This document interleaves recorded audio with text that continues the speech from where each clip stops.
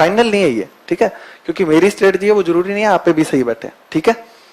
तो आपको क्या करना है कि 2 सब्जेक्ट लेके चलने हैं दिन में, जो मैं करता था।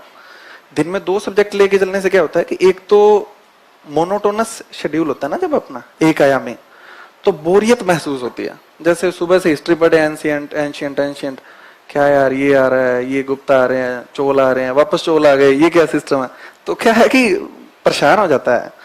तो एक हिस्ट्री ले लो, उसके अलावा एक पॉलिटिकल साइंस ले लो, तो क्या है कि हिस्ट्री भी पढ़ रहे हैं, पॉलिटिकल साइंस भी पढ़ रहे हैं, तो दोनों में अच्छा लिंकेज बैठ जाता है। उसके अलावा ज्योग्राफी ले लो, तो ज्योग्राफी और हिस्ट्री लेंगे ना, तो हिस्ट्री में जैसे कहाँ से अटैक हुए, गोलन दर्रा, खैबर दर्रा, तो हमें क्या आइडिया लगता है कि अच्छा यहाँ पे जगह थी इसलिए वो लोग आ गए, और आपके दिमाग में एक स्टोरी चलनी चाहिए, इसीलिए एनसीईआरटी पढ़ने का बोलते हैं। स्टोरी चलती है तो हमें आइडिया होता है कि कैसे लोग आए थे, है ना। तो इस तरीके से 2 सब्जेक्ट आप लेके चलो। और एक चीज और, जैसे आप रोज खाना खाते हो वैसे 1-1.5 घंटा डेली करंट को आपको देना है। चाहे आप वो न्यूज़पेपर पढ़ें, चाहे फिर ऑनलाइन कोई वेबसाइट खंगालें, या फिर कुछ भी जो आपको लगता है, कुछ मतलब ऑडियो वगैरह कुछ सुनते होंगे, या कोई जिस्ट आते होंगे, जैसे एनालिसिस होते हैं ना अखबारों के, तो वो पढ़ सकते हैं, या फिर कोई न्यूज़पेपर भी पढ़ सकते हैं। लेकिन करना क्या है कि 1-1.5 घंटा आपको करंट को देना ही है। ये बांध लो, जैसे आप टूथब्रश करते हो ना सुबह सुबह, तो वैसे ही आपको अखबार या जो भी करंट का है वो पढ़ना है। ये तो मतलब कंपल्सरी चीजें हैं जो आपको करनी है। 2 सब्जेक्ट लेके चलना है, और जब आप प्रीलिम्स की तैयारी स्टार्ट करें तो 2-3 महीने बाद में, जब आपने मतलब प्रीलिम्स की नहीं, जब आपने यूपीएससी की तैयारी स्टार्ट की, 2-3 महीने बाद में आपका ऑप्शनल पता होना चाहिए कि आपको क्या लेना है। उसकी अगर आपको कोचिंग करनी है तो कोचिंग कर लो, और अगर नहीं करनी है तो सेल्फ आपको पूरा का पूरा तैयार करना है ऑप्शनल, है ना। क्योंकि ये मत सोच के बैठना कि प्रीलिम्स के बाद में ऑप्शनल डिसाइड करेंगे और उसको तैयार करें, इतना टाइम नहीं मिल पाएगा प्रीलिम्स के टाइम पे, है ना। तो ऑप्शनल प्रीलिम्स से कम 3 या 4-5 महीने पहले तक आपका एक बार कवर होना चाहिए। उसके सिनॉप्सिस वगैरह जो भी आप बनाते हो वो सारे तैयार होने चाहिए, है ना। तो ये सब करके फिर आप डेली के 2 सब्जेक्ट लेके चलो। प्रीलिम्स के लिए नोट्स मैं तो नहीं बनाता था, क्योंकि प्रीलिम्स के लिए नोट्स कितने बनाएंगे, प्रीलिम्स में कहीं से भी पूछ सकते हैं ना, कोई अंत थोड़ी है प्रीलिम्स का।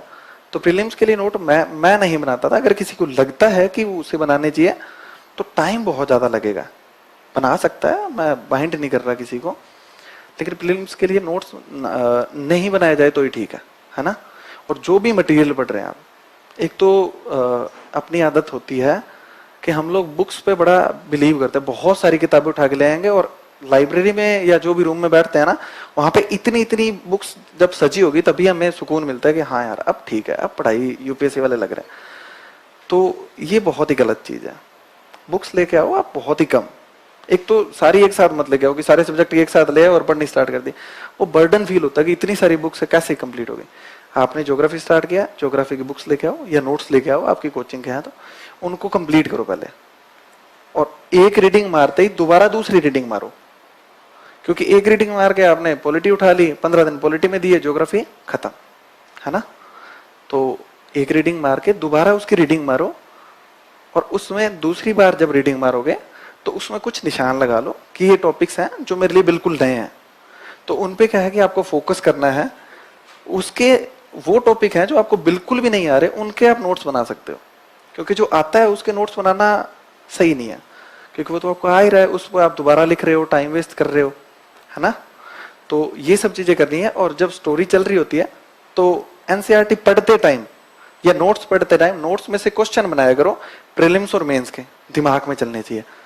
जैसे आप बौद्ध धर्म पढ़ रहे हो तो लास्ट में सिर्फ इतना सा आएगा कि भारत की जमीन पे बौद्ध धर्म लुप्त हो गया और यहीं पे ही जन्मा था।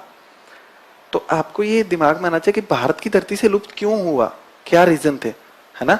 तो जब आप वापस से बौद्ध धर्म पढ़ोगे ना तो आपको कुछ इंडिकेशन मिलेंगे वहां पे कि क्यों लुप्त हुआ। उसके कंक्रीट आंसर बहुत सी जगह लिखे हुए होते हैं, पर जब आप दोबारा पढ़ोगे ना तो आपको पता लगेगा कि क्यों लुप्त हुआ बौद्ध धर्म, है ना। तो ये क्वेश्चन आपके दिमाग में चलने चाहिए। सिर्फ पढ़ना हमारा ऑब्जेक्टिव नहीं है, हमारा ऑब्जेक्टिव है कि जो क्वेश्चन आएंगे और थोड़ा घुमा के पूछती है यूपीएससी, उनको कैसे अपन को सॉल्व करना है, ये हमारा ऑब्जेक्टिव होना चाहिए। यूपीएससी से संबंधित कंप्लीट कोर्स की जानकारी के लिए कृपया दृष्टि IAS के ऑफिशियल वेबसाइट या ऑफिशियल यूट्यूब चैनल पर